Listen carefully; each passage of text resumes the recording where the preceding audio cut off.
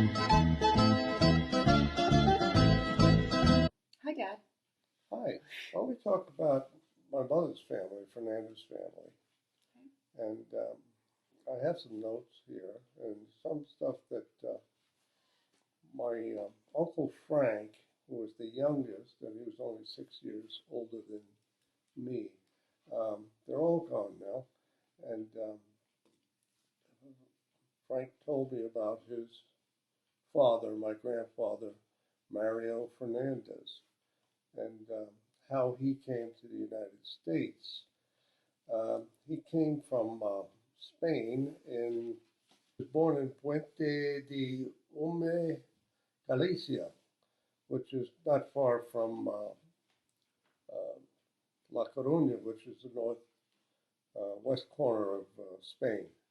And he came to the United States from Spain to Veracruz, Mexico. He was 18 years old, and he headed south to, he worked on the Panama Canal, and that would have been around 1911, 1910, 1912. And then from there, after the Panama Canal was about done by that time, 1914, I think. So he proceeded north again and came across the border to Rio Grande. And my Uncle Frank also told me that his father told him that during that time, what he had got involved is he was bringing guns to Pancho Villa across the border from Texas. So, and he was paid with script, Pancho Villa money. Okay. And from there, there's a gap, but I don't know. From Texas, he found his way to Brooklyn, New York. And there he met my grandmother, and her name was Maria Fajardo, and she was born in Cacucin, Malaga, and she was in Brooklyn.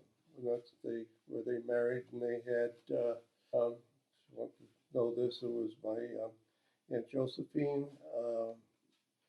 my Aunt Antoinette, and then my mother, Cecilia, and then there was Mary, and then there was Dolores, and then there was Mario, and then there was Frankie, who was a surprise baby in the end. I know there were some children that died. Oh, there was a child that his name was Jorge or George. George, they called him. Was he before Frankie then? He was before Frank, but I think after Mario, and he had epilepsy. Okay. And he was swimming in a place, it was Howard Beach in Queens. And I think this might have been around during the 40s that he drowned at Howard Beach. They suspected that he had a epileptic seizure. They lived in Brooklyn. I remember seeing them there. And about the time when he retired, he was a printer and did other jobs, made rubber stamps and stuff like that in that graphic field. And he decided to go back to Spain around 1953. This is my Uncle Mario came home from the Korean War just before that. And so then my parents would correspond with letters, and my grandfather Mario Fernandez passed away. They were in La Coruña, Spain, and he passed away there. And then we brought my grandmother and Frankie back, who was probably 16 at the time, and they didn't want him to stay there because he could have been pulled into the Spanish army or something. So we brought them back. Do you know how Maria came to Brooklyn? In those times, I would say she came to the United States when in that big immigration move, and I would put the time frame around 1914. And on the DiNapoli side, if you're ready for that. I'm ready for that. My grandfather, Vito DiNapoli, he came from an area of Italy. It's called Calitri. So DiNapoli means of Naples, of Napoli. But the family name, and I traced it back, in Calitri there were DiNapolis and there were Galganos, who were my cousins.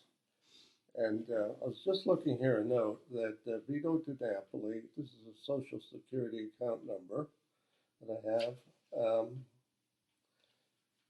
His place of birth was Calitri.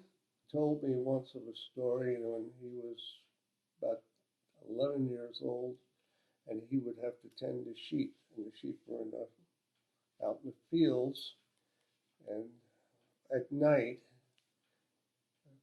some wolves came down, and he was chasing them away with a stick. And he was telling me this story as he was relating to my son, Vinny, and he said that when I was his age, this is what I had done. And in the morning when they found me, they found me holding a stick, and I was kind of in a shock, I guess he said. Oh, man. That, yeah, he had trouble speaking.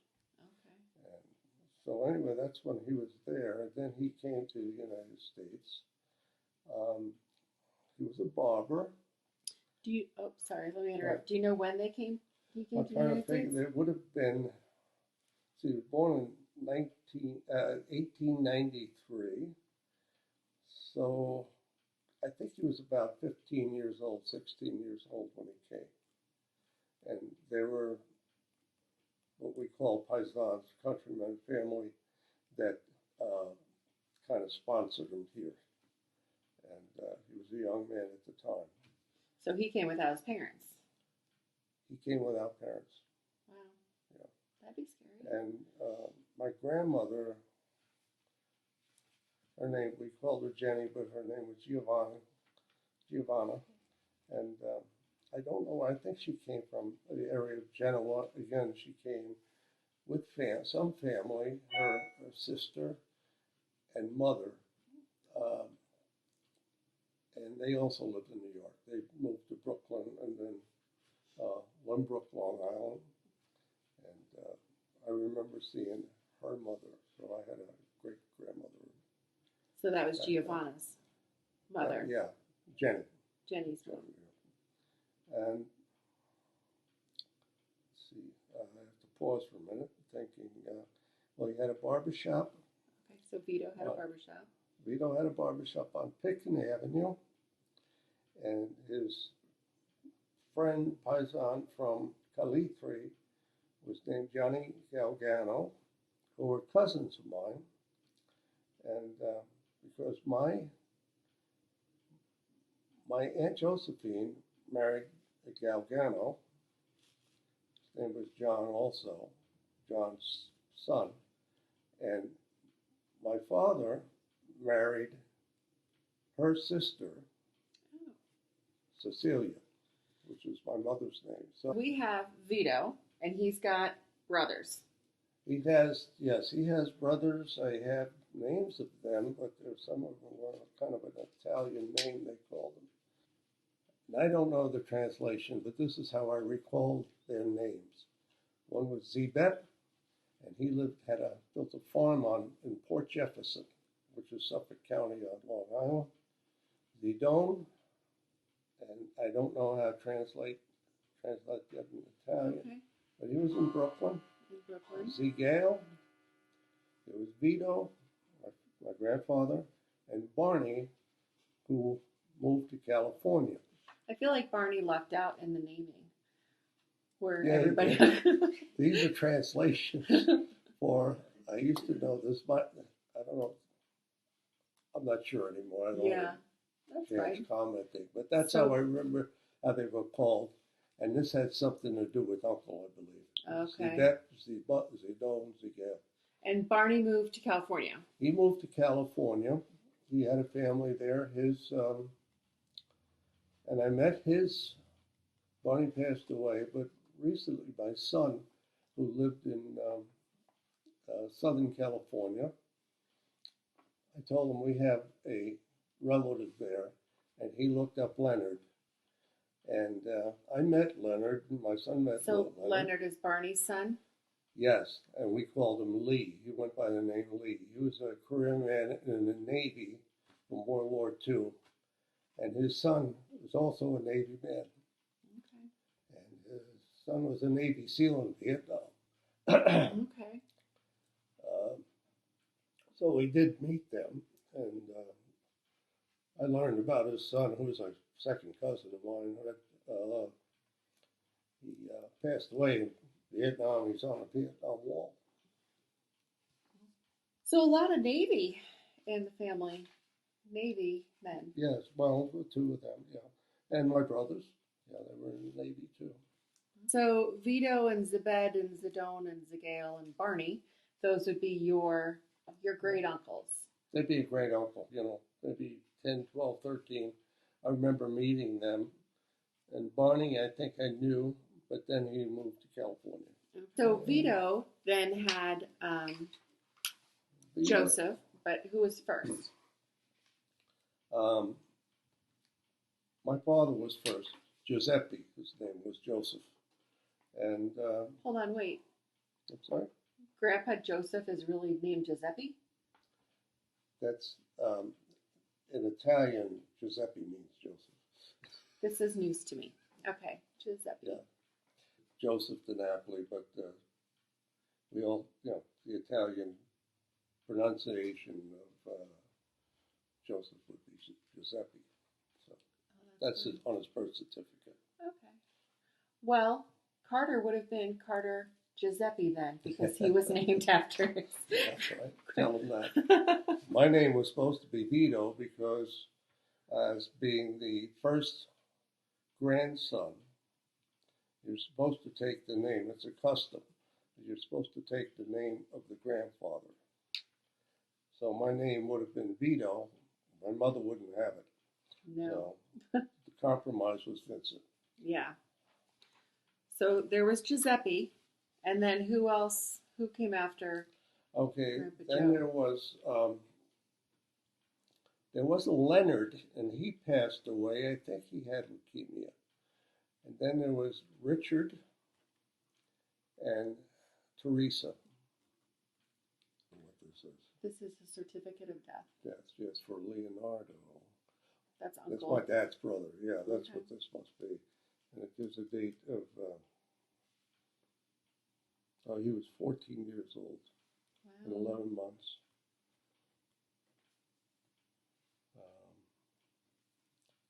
1937. Okay. That, I knew little about that because we didn't talk about it much, but yeah, Leonard was, yeah. So now I remember at great grandpa and grandma's house that there was a basement. What was in that basement? Oh, well, my grandfather had a garden. Mm-hmm. He didn't have a grapevine, but he bought a lot of grapes and he made wine.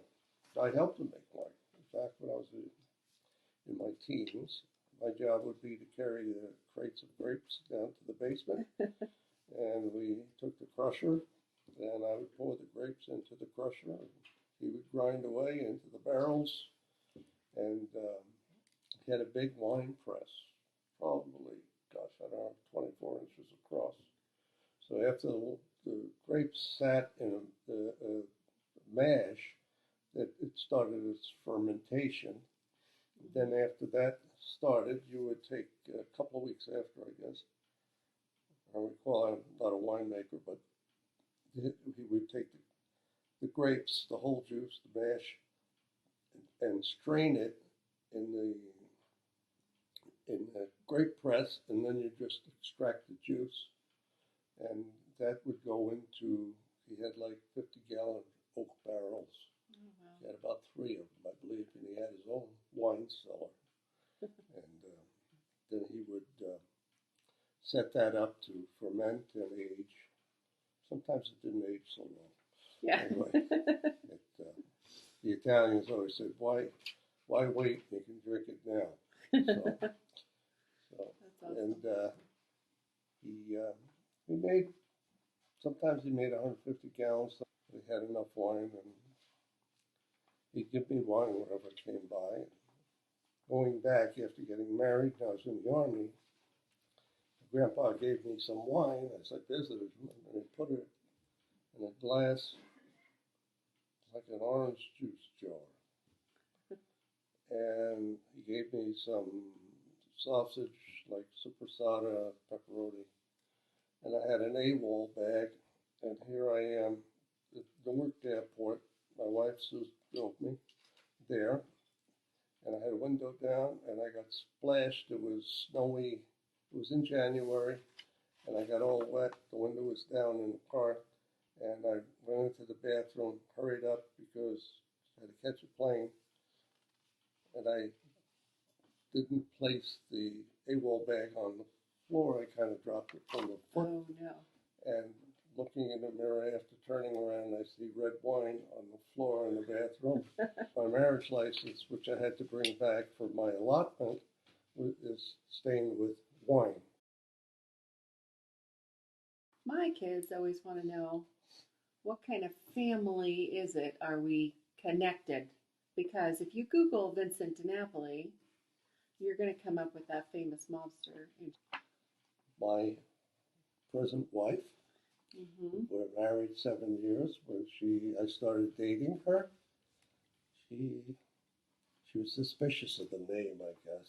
Anyway, she Googled me and found a Vincent DiNapoli, was you were the oldest, not named Vito. And then there was Uncle Greg. And then there was Joanne. And then the twins. Joseph and Joyce. And Joyce. And was Joe also Giuseppe, or did she say no, it's going to be Joseph? If Giuseppe is the Italian. No, we Americanized it. It's Joseph. Yeah. My grandmother's maiden name. Oh, Papa. Giovanna Papa. Birthplace, Italy. It doesn't say where. Okay. But I thought it was general. Anyway, they met all in Brooklyn. Bushwick section of Brooklyn is where they first came to. And this gives some detail as to the families that were there, and they listed the families. And like I say, the Galganos were from there. The DiNapoli was the name there. That was the proper name. Okay. Not that they didn't say of Naples. My grandfather didn't take a name when he got to this country. He had the name DiNapoli. Yeah. That was his draft registration from World War I. That was your grandfather. That's Vito DiNapoli.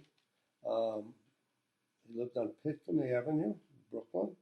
And I think his barbershop was on Pitkin Avenue then. This would have been, it's like his age might have been 24. It's like he was born in 1893. 1893, yeah. Okay. Barber, self-employed. So I remember that you have some bar trays in the basement. Where did those come from? Well, they actually came from my grandfather's bar in Brooklyn. And, prior to World War II, I guess, and the first part of it, yes. Probably all through World War II.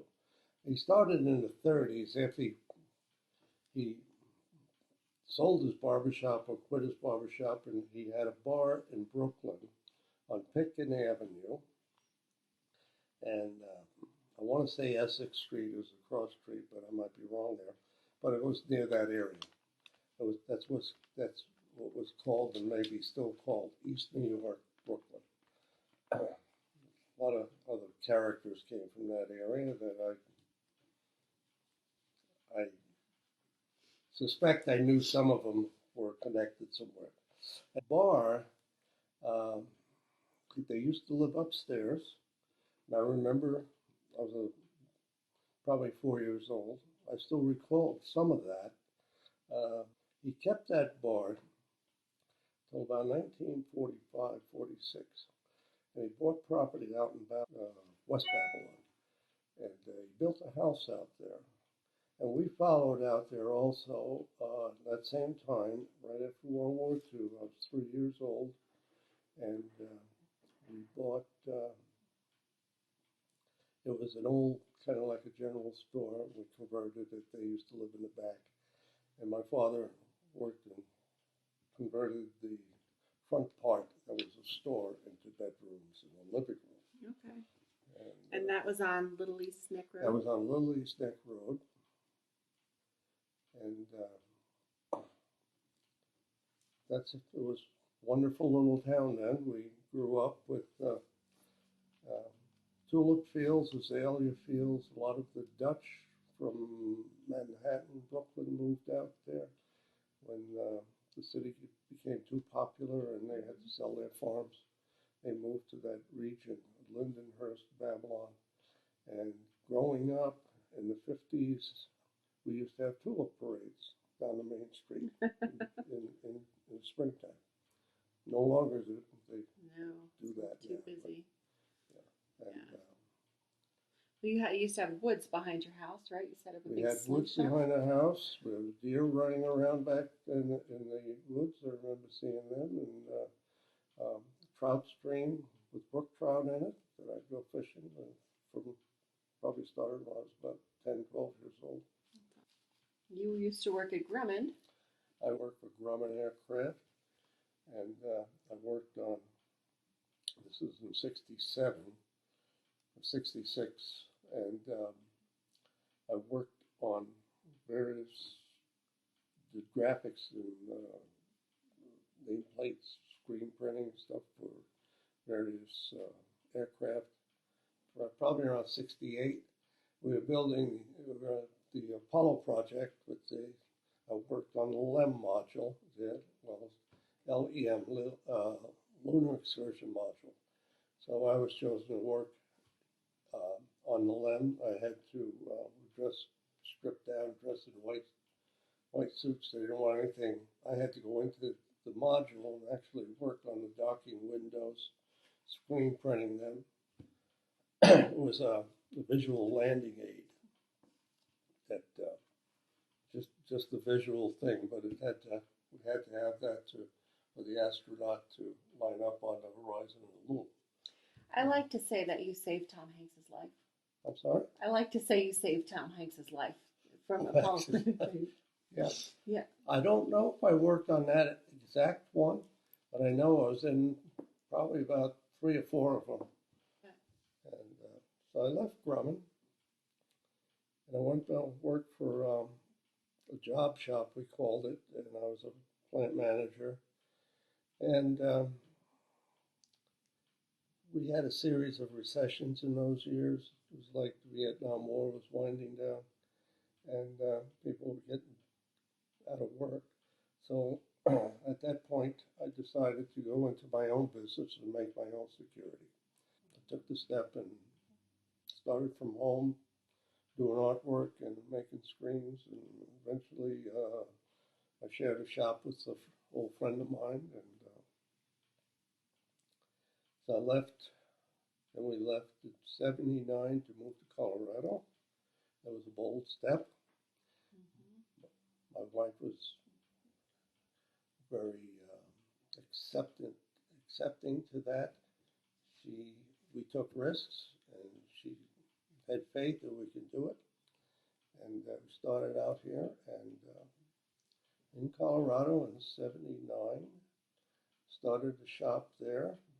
I didn't work for anyone. I just told people I had job offers, mm-hmm. and I knew I could make it. If I couldn't, I'd get work out of Denver. And I grew from a one-man band into 40 people. Built my own building twice. Mm-hmm. Added painting, powder coating, screen printing, nameplates, and we were successful. So I retired from that. So you met some famous people on the cruise. Yeah, well, actually I met 2. One was, in fact, I played touch football with him in his sister's backyard. Jerry Rivera, that Mom went to school with. Mm-hmm. and you're in Selma, Yes. and that was Geraldo. So another Geraldo. It's across Arlington Road, right? That was on Arlington Road. Arlington? Yeah. We were on our 35th anniversary. 35th anniversary. And I remember when I talked, well, this fellow walked by, and he had on a sports jacket with a sweatshirt underneath, and these bushy eyebrows, and elderly gentleman, and he had a cigar in his hand, and he says, "You have an ashtray?" I says, "Yeah, there's one right here." He says, "Good." So it was kind of a round table, and I'm sitting like here, and this fellow sits right next to me. The ashtray was nearby. And he tells me he's on a reunion with his class. Oh, that's nice, you know. I was busy reading a book, but he wanted to talk. So we said a few things, and I didn't know who I was talking with. And I said, I remember, I think I lit his cigar, and I remember how he puffed it. He puffed real hard, getting it. It just didn't seem kind of funny. So then I said, when we get down to Ensenada, Mexico, I said, I might buy some Cuban cigars. And he looked at me and he said, Fidel Castro gave me one of his first cohibas. I said, "Oh, come on, this guy's full of it, whatever." Anyway, he said a couple other things, and I put them together. Now I'm a little interested, and I asked him, I feel I must know you. Can I ask your name? And he said he was Pierre Salinger. And I recalled Pierre Salinger. A lot of people don't know who he is today, but he was President Kennedy's press secretary. And I recall seeing him on newsreels and stuff. And, so I chatted with the man for a couple hours on 2 different occasions. One of the neat things I asked him about was there any truth to the story that I've heard that before Kennedy signed the embargo, that he got in a bunch of Cuban cigars? He looked at me, he says, "You heard that, huh?" He says, "Yeah." He said, he called me into his office one day and he said, "Pierre, I want you to get me a bunch of Cuban cigars." "How many would you like, Mr. President?" These are probably his exact words, as I recall. And he said, "No, maybe 800 or 1,000. I said, "Okay." So Pierre left, and he said the next day Kennedy called him in before they were having a briefing in the morning. And he says, "Well, how did you do? Did you get him?" He says, "Yes, I did." He said, "How many did you get?" He said, 1,000.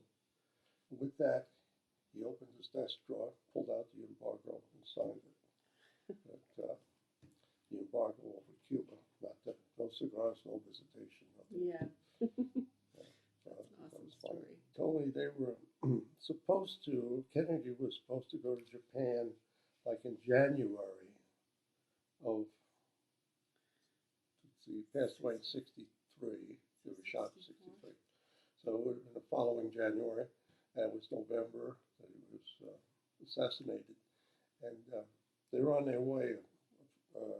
Entourage was on their way to Japan to set things up over there, and they're flying over the Pacific.